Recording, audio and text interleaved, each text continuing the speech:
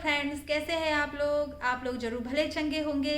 आज है 14 जुलाई, दिन है शुक्रवार और आज हिंदी महीने की है सावन की पहली तिथि यानी प्रतिपदा तिथि। और सावन की पहली तिथि आज रात 8:17 तक है। और यह जो सावन महीना है यह शिव जी का, भोलेनाथ का प्रिय महीना है। इस दिन सावन महीने के किसी भी दिन रुद्राभिषेक किया जा सकता है, क्योंकि शिव जी का एक रूप है, रुद्र रूप भी है। तो किसी भी दिन रुद्राभिषेक किया जा सकता है। ये सुख संपत्ति शांति के लिए, विघ्न बाधा को हरने के लिए यह रुद्राभिषेक किया जाता है। और इस बीच नाग पंचमी भी आएगा। तो आज से श्रावण महीने की शुरुआत हो गई है और 12 अगस्त रक्षाबंधन के साथ इसका समापन हो जाएगा। तो 12 अगस्त को रक्षाबंधन है। यह जो वीडियो है यह कल का है। तो कल गुरु पूर्णिमा था, तो इसके इस अवसर पे कचौड़ी, सेवई और सब्जी बनाई थी। और फिर उसके बाद नाश्ता वास्ता सभी लोग को करा देने के बाद मैं किचन में आ गई थी। रेस्ट नहीं लिया, सोचा कि काम वाम ख़त्म करके ही इत्मीनान से रेस्ट लूँगी। और बाकी मेरे कुछ काम मेरे रहते ही हैं, जैसे वीडियो एडिट करना होता है, कुछ बुनाई करना होता है। तो पूरा समय मिलेगा ये सब करने के लिए, इसलिए नाश्ता खाना बनाने में जुट गई। और इन्होंने कहा कि कचौड़ी खा लेने की वजह से इनका पेट भारी हो गया है, तो कुछ लाइट खाएंगे। तो इनके लिए बना रही हूँ पोहा। तो आलू काट के डाल दिया है, इंडक्शन पे बना रही हूँ। अभी लाइट है तो इंडक्शन पे बना रही हूँ। आलू को काट दिया है और पोहा को भी धोकर डाल दिया है। छन्नी में डाला है पोहा को, तो वो छन जाएंगे उसके पानी। पोहा में जो आलू डालती हूँ, चाहे जो भी वेजिटेबल्स डालती हूँ, उसको कोशिश करती हूँ कि बिल्कुल लो फ्लेम पे पकाऊँ। आलू तो बारीक काटती हूँ और जो भी सब्ज़ी डालती हूँ उसे भी बारीक काट के ही डालती हूँ। तो लो फ्लेम पे पकाने से टेस्ट ज़्यादा अच्छा आता है। बहुत डिफरेंट हो जाता है। अगर तेज़ आंच पे उसको पका दूँ या फिर लो आंच पे पका दूँ, तो इन दोनों के टेस्ट में बहुत फ़र्क आ जाता है। इसलिए लो आंच पे ही पकाती हूँ। और बारीक कटा रहता है तो फिर सीज भी जाता है। तो और इसमें मैंने अभी डाला है नमक और थोड़ा सा सब्जी मसाला। कभी मीट मसाला डाल देती हूँ, कभी सब्जी मसाला डाल देती हूँ। और यहाँ मेरी सब्ज़ी अच्छे से सीज गई है। और बस जैसे ही सब्ज़ी सीजने वाली होती है उसी समय पोहा को धोती हूँ और उसका पानी 2 मिनट के लिए इस तरह से छन्नी पे रख देती हूँ कि जो एक्स्ट्रा पानी होगा उसका निकल जाएगा। और तब जाके इसमें डालती हूँ पोहा को और इसे भी थोड़ा बहुत चला लेती हूँ। फ्लेम को तेज़ करके इसे 2 मिनट तक चला लेती हूँ कि अच्छे से गर्म हो जाए। और बस पोहा बन गया था। उसके बाद दही जमाने वाला काम कर रही हूँ। तो इसी कैसरोल में दूध डाल के दही जमा लूँगी। इसमें दही लगा हुआ ही था, कल भी इसी में दही जमाया था, तो वो पूरी तरह खर्च हो गया था। अब इसी में, इसमें अगल बगल थोड़े बहुत दही लगे हुए हैं, तो इसी में दूध डालकर इसमें दही जमा लूँगी। तो अभी तो गर्मी का मौसम है, तो दूध को गुनगुना करने की ज़रूरत नहीं होती है। जो रूम टेम्परेचर पे दूध रहता है उसी में दही जम जाता है अच्छे से।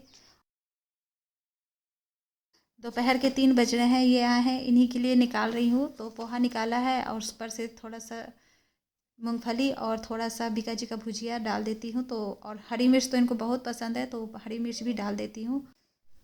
और आप लोग भी आ जाइए।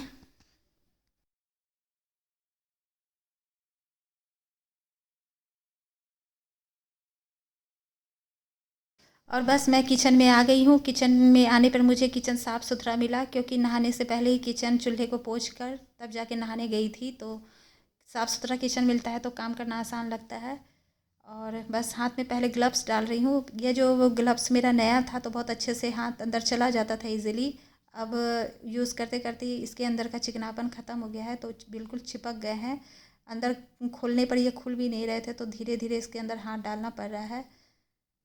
और क्योंकि अभी अनार छिलने हैं, तो इसलिए मेरे हाथ में जब अनार के दाग लगते हैं तो एक एक महीना तक दाग रह जाता है। कितना भी नींबू सिरका से रगड़ लो दाग नहीं जाता है। इसलिए अब अब जब भी मुझे एक अनार छिलना हो या 2 अनार छिलना हो या कितना भी छिलना हो, ग्लव्स हाथ में डाल के ही छिलती हूँ। अभी तो एक ही छिल रही हूँ। और एप्रन भी डाल लिया है। जब रोटी बनाना होता है तब डालती हूँ, लेकिन अनार के छींटे का दाग तो जल्दी जाता नहीं है। अगर वाइट कपड़ा अगर आप पहने हैं तो कितना भी बच के चलिएगा, दाग लग ही जाता है। तो आज वाइट कुर्ती पहनी है तो एप्रन पहले डाल के तब छिल रही हूँ।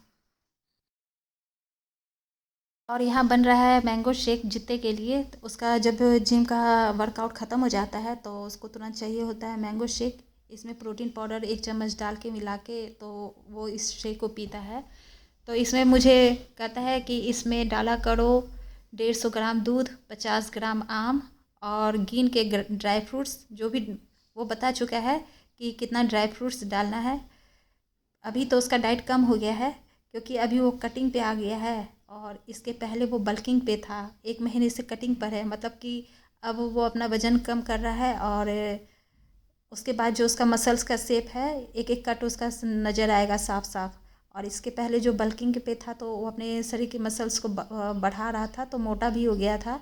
अब उसको कट करके उसको शेप देना है तो उस हिसाब से उसका खाना पीना है।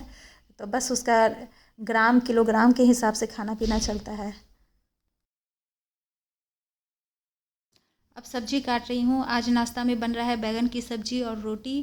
तो आलू काट कर उधर छौंक लगा दिया है, इंडक्शन पे आलू लाल हो रहे हैं और इधर बैगन भी लगे हाथ काट रही हूँ। तो इंडक्शन में ज़्यादा फ्लेम तो रहता नहीं है तो अपना धीरे धीरे आलू गोल्डन हो रहा है और साथ में बैगन भी इतनी देर में कट जाएंगे।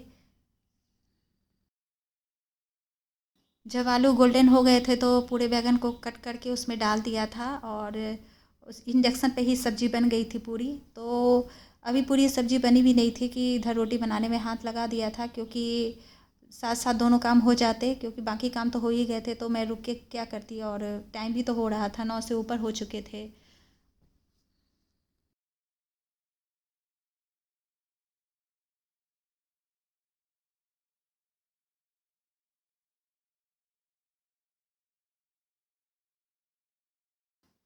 और नाश्ता का सारा काम हो जाने के बाद बस किचन के स्लैब को बाकी सभी चीज़ों को पोंछने लग गई। जब रोटी बनाते हैं तो उसके बर्तन उड़ उड़ के कभी इस पे उस पे बहुत चीज़ पे पड़ जाते हैं, उसके बाद तो बहुत पोंछना मुश्किल होता है।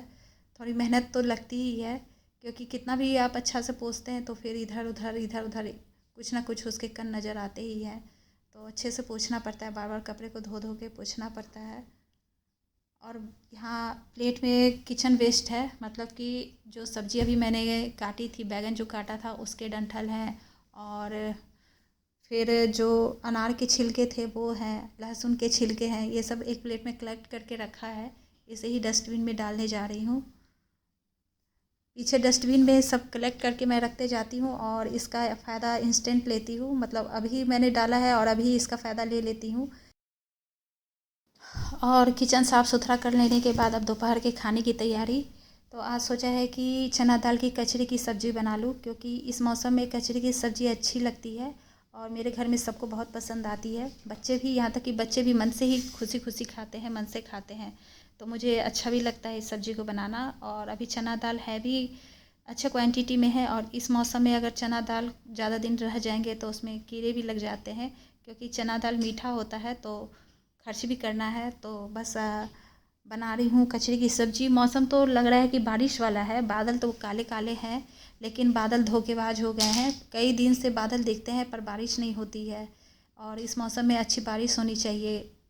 न्यूज़ तो ऐसा रहा है कि कई ज़िलों में सूखे का आसार है। तो अब ऐसा लगता है कि थोड़ा बारिश होने से थोड़ी परेशानी होती है। हम लोग तो खैर घर में रहते हैं, लेकिन बच्चे जो बाहर निकलते हैं तो वो लोग बताते हैं कि उन्हें अच्छा नहीं लगता है बारिश का मौसम। लेकिन बारिश तो होना ही चाहिए। और चना दाल को पानी में डाल दिया फूलने के लिए, 2 घंटे में फूल जाएंगे तो उसे पीस कर उसकी कचरी की सब्ज़ी बना लूँगी। और इसके बाद आ गई हूँ सोफ़ा पे, बैठ के यहाँ प्राणायाम कर रही हूँ। तो एक साथ मेरा 3 काम हो जाता है। एक तो थोड़ा सा मुझे रेस्ट मिल जाता है, क्योंकि 6 बजे से लगातार चलते चलते चलते 10 बजे तक 4 घंटा लगातार चलना, कमर की बैंड बज जाती है।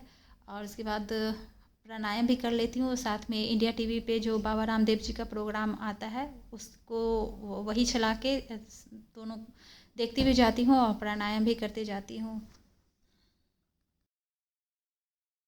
और प्राणायाम करने के बाद, नाश्ता कर लेने के बाद सीधे आ गई किचन में। सोचा कि जल्दी से 12 बजे चाहे 12:30 बजे तक लंच का काम ख़त्म कर लूँ, क्योंकि उसके बाद मधुमा को जो बर्तन होगा निकाल के, जो भी निकलेंगे बर्तन पकने से जो भी बर्तन निकलेंगे वो उसे दे दूँगी तो वो लगे हाथ धो देगी। और उसे शाम में आने के लिए मना भी कर दूँगी कि है ना, शाम में नहीं आने, एक टाइम ही आने। अब आज सोचा है कि उसे कह ही दूँगी कि वो अब एक ही टाइम आया करे कुछ दिन। मैं देख रही हूँ एक्सपेरिमेंट करके कि एक टाइम में मेरा काम चल पाता है कि नहीं। तो आज उसे कहूँगी कि कुछ दिन वह एक टाइम ही आए, अगर दिक्कत लगेगी तो दोनों टाइम बुला लूँगी। चना दाल को मिक्सर ग्राइंडर में डाल रही हूँ, साथ में कुछ हरी मिर्च और कुछ छिले हुए लहसुन, इतना को पीस लूँगी। बगैर पानी डाले पीसती हूँ और ये पिसा चुका है। अब इसमें कुछ मसाले डालने हैं, तो यहाँ मंगरेल डाल रही हूँ और इसमें थोड़े से जीरा भी डाल देती हूँ और डाल दूँगी इसमें थोड़े से नमक और हल्दी।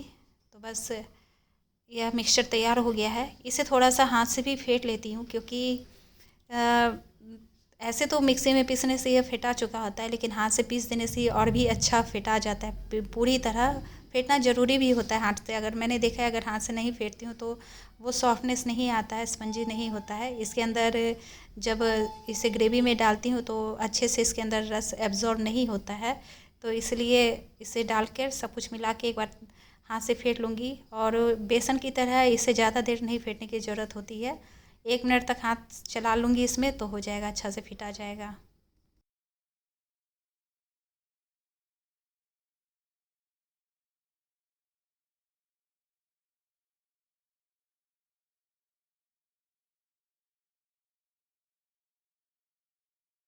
चावल बन चुका है और दाल भी बन चुका है, तो कुकर से का चावल खाली करके कैसरोल में रख लेती हूँ। उसमें गर्म रहेंगे चावल, और दाल को एक कटोरी में निकाल लूँगी। दाल तो है कि जब खाने लगेंगे इन लोग तो उस समय गर्म कर लूँगी दाल को, और चावल कैसरोल में गर्म रहेगा और दोनों कुकर दे दूँगी, धुला जाएगा। कचरी छना चुका है और फ्रिज में थोड़े से परवल थे, 6-7 परवल हैं, बड़े साइज के हैं, तो इतने में तो सब्ज़ी सबको होती नहीं, तो परवल का चोखा बना रही हूँ, तो साथ में हो जाएगा एक चोखा और कचरी की सब्ज़ी रहेगी। चावल दाल बन चुका है, बस मेरा काम अब लगभग ख़त्म होने को है। परवल भून गया था तो उसके बाद उसे कटोरे में ढक कर रख दिया है। जब वो ठंडा हो जाएगा तो उसे हाथों से मैश करके उसमें कटे हुए प्याज डाल दूँगी और चोखा तैयार हो जाएगा। तब तक इधर ग्रेवी के लिए मसाले भून कर उसमें पानी डाल दिया है, और इसमें जो कचरी छाना था उसे भी इसमें डाल देती हूँ। पूरी कचरी को नहीं डाला है, थोड़ा सा बचा के रखती हूँ, क्योंकि ये सूखी भी अच्छी लगती है। चोखा भी तैयार हो गया है। परवल के चोखा में ज़्यादा प्याज रहता है तो अच्छा लगता है। अभी आधा घंटा पहले एडिटिंग करते समय मैंने कहा था कि बादल धोखेबाज हो गए हैं, बारिश नहीं हो रही है, और बस एडिटिंग करते करते आधा घंटा हुआ है और इतनी देर में अचानक से बादल बिल्कुल घिर आया है। दिन में अंधेरा हो गया है, तेज़ हवाएं चल रही है, बादल भी बहुत गरज रहे हैं, तो अब तो बारिश हो ही जाएगी, इससे ज़्यादा धोखेबाजी नहीं चलेगी। तो बस अब चलती हूँ, चलते चलते एक रेसिपी आपके साथ शेयर करती हूँ। यह है डोसा कप। इसको बनाने के लिए हमें डोसा का बैटर चाहिए होगा। इस बैटर को हम अप्पे के साँचे में डाल देंगे, थोड़ा सा डालेंगे। पहले अप्पे के साँचे में हम हल्का सा तेल लगा लेंगे, फिर डोसा बैटर को हम इस साँचे में डाल देंगे और इसमें हम थोड़ा सा वेजिटेबल डाल देंगे, जैसे बारीक कटा हुआ शिमला मिर्च, कसे हुए गाजर, और फिर कॉर्न भी हम डाल सकते हैं, और इसके ऊपर से हम थोड़ा सा चिली फ्लेक्स डाल देंगे, ऑरिगेनो डाल देंगे, और चीज़ भी है ना ग्रेट करके इसमें हम डाल देंगे। और इसे जैसे हम अप्पे पकाते हैं इसे हम पका लेंगे, धीमी आंच पे पकाएंगे, और मतलब इतना ही देर पकाना है कि चीज़ जब पिघलना शुरू हो जाएगा तब हम इसे पलटेंगे नहीं। चीज़ जैसे ही पिघलने लगेगा और लगे कि अब ये अंदर तक भी पक चुका होगा, तो बस यह सर्व करने के लिए तैयार है। इस तरह से आप अपने भी खाएं, बच्चों को भी खिलाएं। तो यह तो बस इसी रेसिपी के साथ मैं आपसे विदा लेती हूँ। अगले वीडियो में मैं फिर मिलूँगी, तब तक आप स्वस्थ रहें, मस्त रहें, बाय बाय।